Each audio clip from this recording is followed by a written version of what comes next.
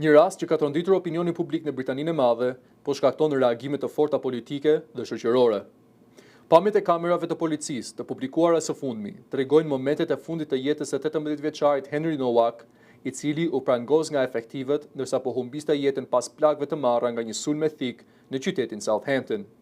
Sipas hetimeve, autori i sulmit, 23-vjeçari Vikram Digwa, kishte informuar policinë se ishte viktimë e një sulmi racist nga Nowak.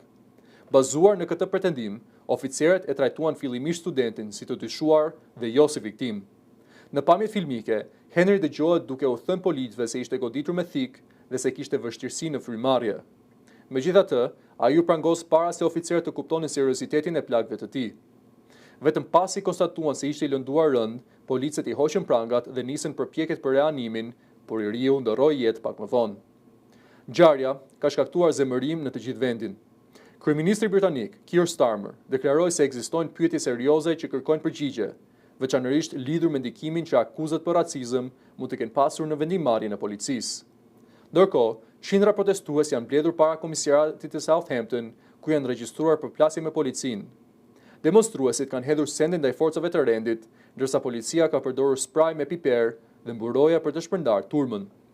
Familja e viktimës ka dënuar trajtimin që ju bë djalit të tyre, duke e cilësuar atë çnjerëzor dhe degradues.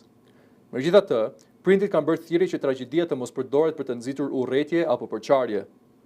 Autori i vrasjes është dënuar me burgim të përjetshëm, ndërsa policia e Hampshire ka kërkuar falje publike. Një nga oficerët e përfshirë ka dhënë dorëheqjen dhe hetimet ndaj veprimeve të policisë vazhdojnë. Rasti pritet të mbetet në qendër të debatit publik në Britani, duke ngritur pikpyetje mbi procedurat policore dhe trajtimin e situatave të ndjeshme që lidhen me akuzat për diskriminimin dhe racizëm.